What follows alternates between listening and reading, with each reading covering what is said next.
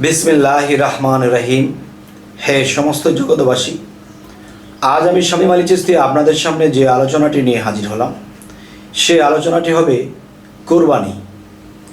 কুরবানি শব্দের অর্থ কী, কুরবানি কত প্রকার এবং কুরবানি করলে কি হয়, এবং কোন কুরবানি কত প্রকার এবং কোন কুরবানি কোন কাজে লাগে, এবং শরীয়তের কুরবানি এবং মারেফাতের কুরবানি, এই বিষয়ে আমরা আলোচনা করব, ইনশাআল্লাহ বোঝার চেষ্টা করব। যাই হোক, আজকে কুরবানি সম্পর্কে আলোচনা করব। কুরবানি সম্পর্কে যে আলোচনাটি করব, অবশ্যই একটু খেয়াল করে শুনতে হবে, যেহেতু কুরবানির ঈদ আমরা পার করছি সামনে। যেমন কুরবানি শব্দের অর্থ কি? কুরবানি শব্দের অর্থ ত্যাগ করা, ত্যাগ করা। কুরবানি করা মানে ত্যাগ করা। এখন ত্যাগ করব কি? এবং বছর শেষে যে ঈদ আসে, এই ঈদের মধ্যে ধার কর্জ করে হোক, হাওলাত করে হোক, যেভাবে হোক কুরবানিটা দিতে হবে। তাহলে এই যে কুরবানিটা দেওয়া হচ্ছে, তো এখন কেউ কেউ ভাবছে টাকা নেই, গেছে বছর তো সুন্দর দিয়েছি, এবার তো টাকা নেই, তারপর ধার কর্জ করে হলেও এটা সেরে ফেলে। মানে এটা ফরজের মতো গণ্য করা হয়ে গেছে মানুষের মধ্যে। মূলত এটা যার তৌফিক আছে সে করবে, তৌফিক যার নেই সে করবে না। যাই হোক, কুরবানি কত প্রকার। একটি কুরবান হলো যে তোমরা পশু জবাই করো বা পশু কুরবান করো। তাহলে এই পৃথিবীতে মুসল্লি যারা, নামাজি যারা, অজু করে যারা, এবং বাহ্যিক জগৎ মানে বাহ্যিক শরীর যারা অজু করছে, নামাজ পড়ছে, আর বাহ্যিকের পবিত্রতাই তারা মূলত পবিত্র ধরে নিয়েছে। মূলত এই দেহের যারা অজু করতেছে তারা কিন্তু আত্মার অজু জানে না। আর আত্মার যদি পাপের ময়লা থাকে, তাহলে সেই আত্মাটা কোথায় যাবে? সেই আত্মাটা দোজখবাসী হয়ে যাবে।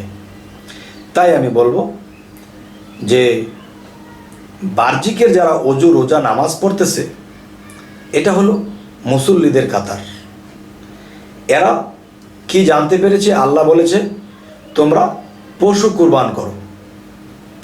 তো পশু কুরবান করো, এই কথাটা শুনে পশু কুরবান করতে শুরু করেছে।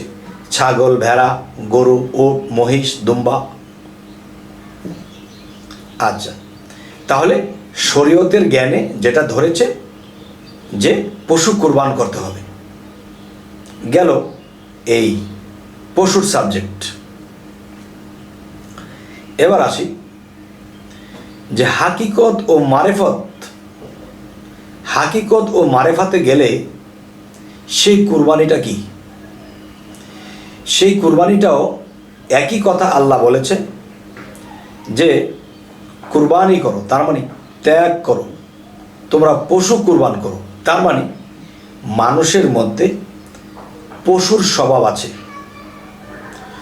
পশুর স্বভাব যে মানুষের মধ্যে আছে, সেই স্বভাবটাকে ত্যাগ করতে বলা হয়েছে। সেই স্বভাবগুলো কি কি? সেই স্বভাবগুলো হলো, দেখেন, মানুষ মানুষের দিকে কুদৃষ্টি দিচ্ছে, মানুষ মানুষের ক্ষতি করছে, সন্ত্রাসী করছে, রাহাজানি করছে, অন্যের সম্পদ লুটেপুটে খাচ্ছে, মিথ্যাবাদী করছে এবং মানুষ মারছে। তাহলে এরকম যাদের মধ্যে স্বভাব আছে, এটাই হলো পশুর স্বভাব। কেমনে? দেখবেন, একটা হরিণকে যদি চারটা ভাগে ধরে, চারটা ভাগে ধরলে সে রান ধরে টানছে, সে মাথা ধরে টানছে, সে সিনা ধরে টানছে। তার মানে কি? যে তারা যেটা করতেছে এটা পশুর আচরণ। জীবিত জিনিসটাকে মারলো এবং ছিঁড়ে বিড়ে খাচ্ছে, কে কার আগে খেতে পারে।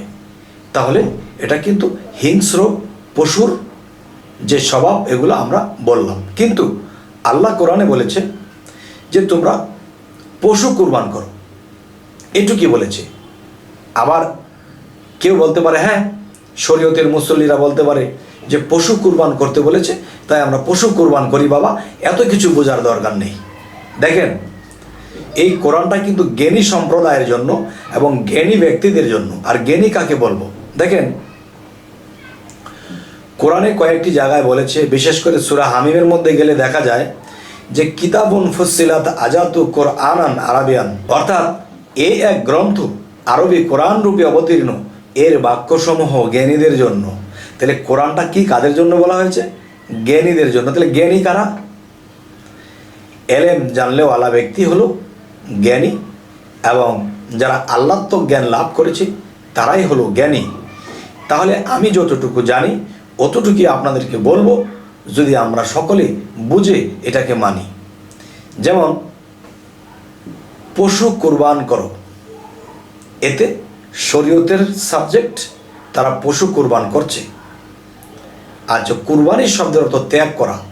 আমি যদি বাহিরের গরু, বাছুর, ভেড়া, ছাগল যদি আমি কাটি বা জবাই দিই, তাহলে কি ত্যাগ করেছি? তাহলে আমার ভিতরে যে পশু আত্মা, সেটা কিন্তু রয়েই গেছে।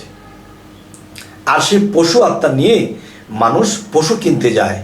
কিরকম দেখেন, সে সমাজের মধ্যে একজন বিত্তশালী, একটি গরুর দাম হয়েছে 10 লক্ষ টাকা।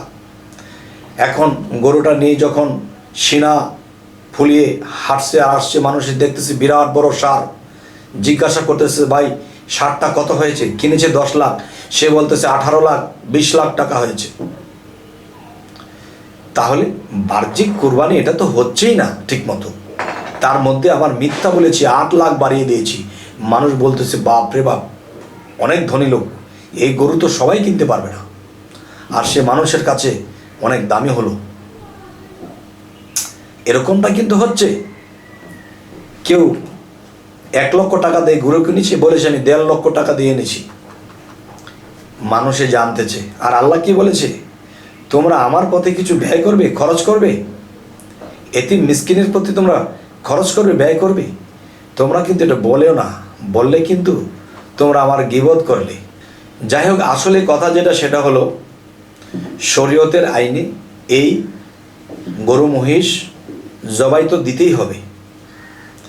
আর এটা জবাই দিয়ে দেখা গেছে গরিব লোকেরা সারা বছরে 1 টুকরা মাংস কিনে খাবার তৌফিক হয় না। যা আইন করা হয়েছে এর থেকেও একটু বেশি দেওয়ার চেষ্টা করবেন, গরিব মিসকিন খাক, কিন্তু আপনার মতো ধনী লোক ইচ্ছে করলে প্রতিদিন খেতে পারেন। তাহলে নিজের কাছে না রেখে গরিবদের মধ্যে বণ্টন করে দিন, তারা যেন বছরেও একদিন খেতে পারে না, তারা একটু পেট ভরে খাক। তবু এই গরু জবাইটা, এই কুরবানিটা শরীয়তের মতে দেওয়া হয়েছে। তবু দেখা গেছে যে কিছুটা হলেও আল্লাহ সন্তুষ্ট হবে, যে সে নিজে খাওয়ার চেষ্টা করেছে কম, কিন্তু গরিব মিসকিনদেরকে দিয়েছে হরদম। আচ্ছা, তাহলে যে আলোচনাটি করলাম যে কুরবানি শব্দের অর্থ যদি ত্যাগ করা হয়, তাহলে নিজের মানুষের মধ্যে সেই পশু আত্মা বা সেই পশুকে ত্যাগ করতে হবে, সেই পশুর স্বভাব ত্যাগ করতে হবে। এটাই মূলত কুরবানি। এখন শরীয়তের মানুষে বলবে, বিভিন্ন কিছু বলবে, কিন্তু দেখেন যে এটার হাকিকত যদি অর্থ করতে যান, কুরবানির শব্দের অর্থ ত্যাগ করা, তাহলে কিন্তু এই কথাটি আসে যে নিজের মধ্যে সমস্ত পশুর স্বভাবগুলো ত্যাগ করা। আচ্ছা, এই ত্যাগগুলো কিভাবে করতে হয়? আপনার খারাপ দিকে দৃষ্টি দিতে ইচ্ছে করেছে, সেই দৃষ্টিকে ফিরিয়ে এনে আল্লাহর দিকে মন দিয়েছেন, ওটাকে ত্যাগ করেছেন, এটাকে একটা কুরবানি বলা হয়। আপনি অন্যের সম্পদের দিকে লোভ করেছেন, একে কিভাবে আত্মসাৎ করা যায়? যখন এরকম মনের সৃষ্টি হয়েছে, এটা কোত্থেকে? এটা পশু আত্মা থেকে হয়েছে। তখন সেখান থেকে মনটি ঘুরিয়ে আল্লাহর দিকে দিয়েছেন, তখন আপনি একটা কুরবানি করলেন। আমি যে কথাগুলো বলছি, এই কথাগুলো কোরআন অনুসারে কাটা যাবে না। আর আপনারা যদি কাটতে পারেন আমাকে কমেন্টে জানাবেন। আমি যে সব শিখে ফেলেছি তা নয়, আমাকেও শুধরাতে হবে। যদি কেউ পারেন তো আমাকেও শুধরিয়ে দেবেন। আমি তো যতটুকু আল্লাহ সমর্থ দিয়েছে ততটুকুই বলি। আচ্ছা, তাহলে আমি 1 বৎসর ভালো চলবো, ভালো খাবো, এমন কিছু সম্পদ আমার কাছে আছে, কিন্তু কাল পরশু খেয়ে থাকবে এমন সম্পদ বা এমন খাবার এমন ব্যক্তির কাছে নেই, তার না খেয়ে থাকতে হবে, কিন্তু আমার কাছে 1 বৎসরের খাবার জমা আছে। তখন সে 1 বছর কোত্থেকে খাবো এদেরকে দিয়ে দিলে, তখন সেটা মন থেকে ত্যাগ করেছি যে আল্লাহই চালাবে, এখন সেই লোকটি অবস্থা খারাপ, তাকে দিই, তখন এখান থেকে আমি তাকে দিয়ে দিলাম। তাহলে আপনার লোভ বা সামনের খাবেন সেটাকে আপনি কোরবান করেছেন, তার মানে সেটাও ত্যাগ করেছেন যে আল্লাহ যদি খাওয়ায় তাহলে খেতে পারবো, কিন্তু এগুলো আমরা গরিবকে দিলাম।